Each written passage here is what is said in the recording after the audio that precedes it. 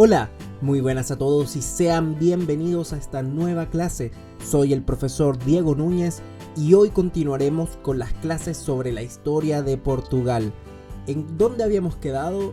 En los enfrentamientos bélicos que tendría este condado, que es el de Portugal, contra diferentes potencias y mostrando al resto de reinos católicos, en especial a León, que el joven condado tenía una estabilidad y potencia bélica que era de considerar. Hoy veremos la llegada de una nueva dinastía que va a hacerse con el poder de esta región, la cual, a través de un provechoso casamiento, unirán fuerzas y llevarán a Portugal a su esplendor y máximo apogeo, inclusive llevándolos a no necesitar más de los otros reinos católicos. Hoy veremos la llegada de la casa de Borgoña, veremos de dónde y por qué terminan en el condado de Portugal y cómo influyen fuertemente en la escena ibérica desde el lado occidental. Muy bien, sin más que decir, comenzamos.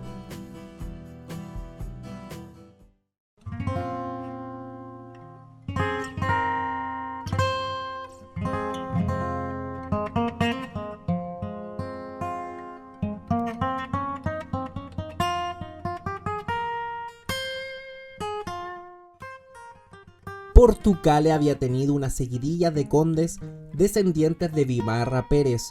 Solo algunos condes habían sido externos de esta suerte de casa de gobierno que se había formado, pero en 1090 las cosas cambiarán en el Reino de León. Viendo que su territorio más preciado, como lo son Galicia y Portugal, eran demasiado autosuficientes y poderosos en muchos ámbitos, además de decir que las diferencias entre las zonas de León y Portugal y Galicia eran sumamente grandes en ámbitos culturales, es donde más se harían notar.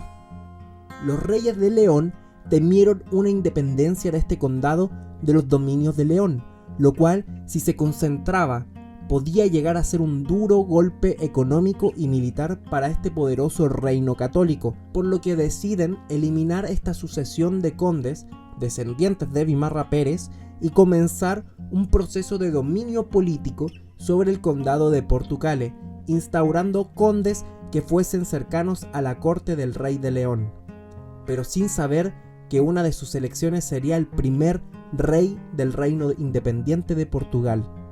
Los matrimonios en Europa para la unión de dinastías nobles ya empezaba a hacerse notar, y la unión de matrimonios de Teresa de León y Enrique de Borgoña daría como hijo a Alfonso I de Portugal, quien además de haber sido nombrado conde de Portugal a la corta edad de 16 años, liderará la independencia de este condado en un nuevo reino, el Reino de Portugal, que será fuertemente influenciado por la Casa de Borgoña, una dinastía y familia noble francesa de esta zona que podemos ver acá en el mapa.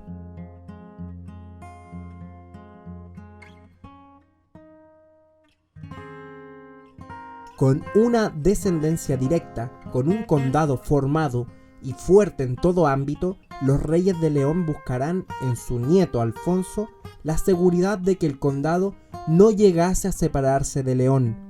La descendencia de Vimarra Pérez y también de la nobleza que les acompañaba, sin olvidar la fuerte influencia de los comerciantes que estaban asociados a esta nobleza, veía como una separación futura de Portugal del Reino de León, como una opción sumamente beneficiosa. El Reino de León, el cual estaba debilitado, era un obstáculo que si se sacaba de encima podía ser muy factible para los intereses de las surgentes clases comerciales y de la nobleza de Portugal, sumado a que la cultura que estaba surgiendo entre gálicos y portugaleses era sumamente distinta a la asturiana, por la cual la gran mayoría de León llevaba. Hablaban distintos idiomas, similares sí, pero no iguales. Además de las diferencias culturales y de idioma que tenían, se sumaba una suma desconfianza al Reino de León, el cual no había protegido a Portugal de los vikingos, por lo cual el rey de León ya había invadido Portugal en varias ocasiones para frenar esta autonomía, rebeldía e incluso revueltas que se oponían fieramente a las autoridades de León, lo cual siempre generaba un remesón y que dejaba mal parado el reino frente a sus enemigos externos y también en los pueblos internos que dominaba, ya que estos movimientos bélicos peligraban y atentaban la supremacía del reino católico hacia sus condados. Teresa de León era quien llevaba las riendas del reino católico asturiano, puesto que su marido no tenía la misma influencia dentro del reino por ser extranjero, sumado al fuerte carácter de Teresa, el cual dicen las crónicas. Entre los escondidos palacios que se resguardaban tras la imponente cordillera de Cantábrica, crecía el joven Alfonso, el príncipe hijo de Teresa, el heredero de 2 dinastías poderosas en Europa.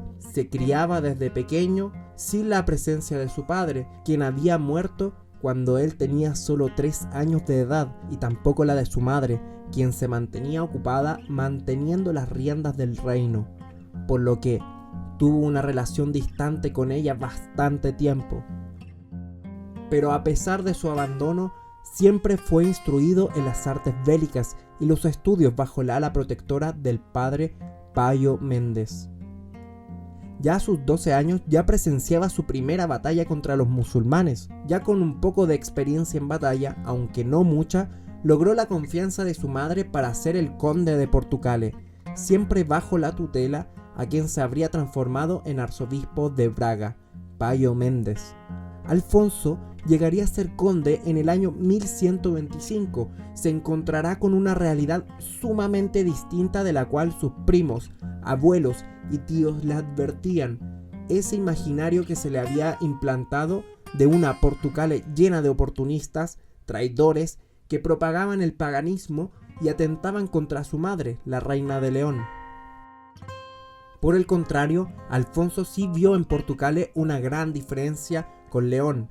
Escuchó a la nobleza y al alto clero sobre los problemas y la poca ayuda de las autoridades de León hacia Portucale. Estos, a su vez, verían la oportunidad de influenciar a Alfonso y unir así a la causa a la casa de Borgoña, del cual era descendiente directo por parte de su padre, y llevaba orgulloso el escudo de la región de la Galia. También un aliado muy influyente acompañaba al joven Alfonso, el padre Méndez. Era uno de los que secretamente le había enseñado sobre este lugar, sobre su descendencia borgoña y la amenaza que era para el joven príncipe la llegada de un pretendiente que empezaba a sonar con fuerza como futuro rey de León y desposar a su madre, el noble Fernando Pérez de Traba, de la casa de los Traba, enemigos declarados de la casa de Borgoña. 1125, y es que el gobierno de Alfonso no alcanzaba los 6 meses y los problemas con León habían empeorado de manera radical, al punto de tener una batalla directa contra las fuerzas de León, las fuerzas de su madre. Alfonso sería capturado al igual que el padre Méndez, y este último sería encarcelado acusado de traición y de corromper al joven príncipe, el cual había sido perdonado. Ese mismo año, y gracias a la intervención diplomática del Papa Honorio II, el arzobispo es liberado, pero es exiliado de los dominios de León. Pero según la leyenda del fundador de Portugal, Méndez huirá a Zamora con el joven Alfonso en la catedral de Zamora de manera clandestina, lo preparará con su armadura, bendecirá su espada y lo llevará de vuelta a Portucale, convencido de que él sería el libertador. 1125 y Alfonso volvía a Portucale, restableciendo su mandato y soberanía como conde de este, pero esta vez gobernó de manera más inteligente. Preparó al pueblo portugalés para hacer concreta la oposición al reino de León, a los asturianos y a su propia madre. Ya en 1126 establecido y con un par de enfrentamientos verbales con su primo Alfonso VII y algunos generales del reino, Alfonso ve inminente una arremetida de su pariente, por lo que secretamente empieza a tener contactos con sus parientes de la casa de Borgoña en Francia. Alfonso empezó a armarse de aliados lentamente, tanto en la Galia como también en el Al-Ándalus. Un joven pero maduro conde se empezaba a mostrar fuerte frente al pueblo, y bien adivinó la jugada de su primo, que se vio provocado en muchas ocasiones. En el año 1127, Alfonso VII invadirá la ciudad de Portucale para pacificarla. Pero esto fue más de ayuda al joven conde que perjudicarlo. Alfonso logró el apoyo popular al no enfrentarse a su primo y demostrándole a la masa popular lo déspota que podía ser la capital del Reino de León. Por otro lado, la reina retiró de sus privilegios militares a Alfonso VII por actuar sin órdenes ni pruebas de lo que acusaba. Los apoyos tras este ataque le llegarían de nuevos aliados dentro del territorio de León, principalmente del norte del río Duero. A esto, la reina Teresa de León decidió rápidamente controlar la situación, llevando a un gran ejército a pacificar esta revolución que empezaba a gestarse con mucho apoyo y mucha fuerza. He de aquí una de las batallas más importantes de la historia de Portugal. Incluso en una de las murallas de Guimarães, escenario de esta batalla, está escrito "Aquí nasceu Portugal". Se enfrentaron ambos ejércitos. Por supuesto, el de la reina Teresa era superior en número. Ambas fuerzas chocan en el campo de batalla de San Mamede el 24 de junio de 1128 y la victoria es aplastante. Alfonso se puso por sobre la reina Teresa y el conde Fernando Pérez de Traba. La importancia coyuntural de esta batalla es que luego de esta, León abandonará definitivamente la posesión del condado de Portugal, por lo que el condado ya no dependerá ni le rendirá tributo a León. Ojo, aún no es una independencia, pero se consolida la autonomía del territorio.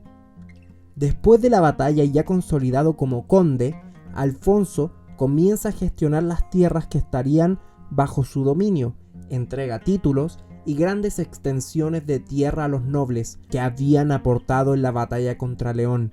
También hizo entrega de tierras y puestos importantes al alto clero, ganándose así el apoyo de los más poderosos del condado. Pero si bien dentro de los reinos católicos se encontraba independiente y reconocido como autónomo, la situación en la península era completamente complicada. De 1130 a 1150 se van a ver enfrentados los reinos católicos al imperio de los almorávides, liderados por Yusuf, el mismo el que se enfrentará en la zona oriental en la península a Rodrigo Díaz de Vivar y derrotará a las fuerzas de la ciudad de Toledo. Pero para su sorpresa y la de los reinos de Castilla y León, al intentar Yusuf de atacar la zona occidental en donde se encontraba Portugal, se vio sumido en una humillante derrota y una gran victoria portuguesa en la batalla de Urique en 1139. Alfonso había demostrado una vez más que era el conde que el pueblo portugués necesitaba. Desde allí Alfonso es proclamado como rey por su pueblo tras defenderlo de las fuerzas musulmanas. Se transforma en rey de facto, ya que tardará tiempo en ser reconocido como rey católico por parte de la Santa Sede en el Vaticano, pero sus actos y maniobras en la campaña de contragolpe contra los almorávides dejarán a Portugal como la potencia bélica dentro de la península. Alfonso se había comprometido totalmente con la causa portugalesa y había demostrado que había podido representar de buena manera la cultura, la unión y el sentimiento de un condado que quería ser independiente, tanto de musulmanes como de católicos. Para ya terminados los conflictos y este estatus bélico de los portugaleses, o ya conocidos como portugueses, los hace ambicionar aún más con las tierras de León, ya que si bien había un cese al fuego entre León y Portugal por la invasión de Yusuf, aún existían conflictos sin resolver. Desde 1160 hasta 1170, Portugal tomará varias ciudades y mucho territorio tanto musulmán como leonense, el cual, bajo varios tratados, como por ejemplo el Tratado de Sahagún, terminarán devolviendo. Era definitivo, Portugal era la potencia de los reinos católicos, tanto económica como militarmente, salvando incluso al rey Sancho de Castilla tras la invasión de su reino en 1178.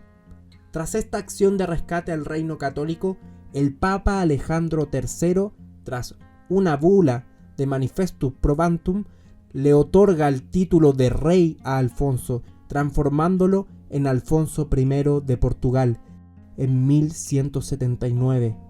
Es el reinado del nacimiento de Portugal y el de su mayor poderío dentro de la península, altamente reconocido por su efectividad y tenacidad, además de ser una zona altamente productiva y con puertos sumamente importantes para el comercio europeo.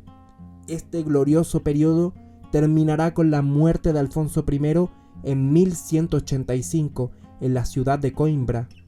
Tenía 76 años de edad y dejaba a sus herederos uno de los reinos más importantes que tendrá la historia mundial, protagonista de muchos avances tecnológicos y que marcará al mundo en lo que iremos viendo en las siguientes clases.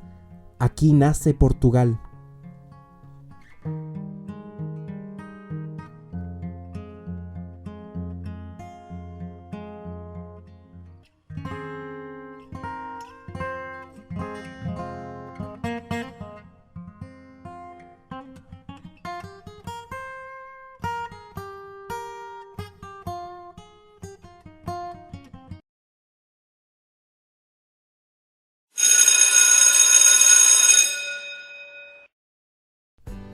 Bueno, eso ha sido todo por esta clase. Espero les haya gustado y haya sido de suma utilidad.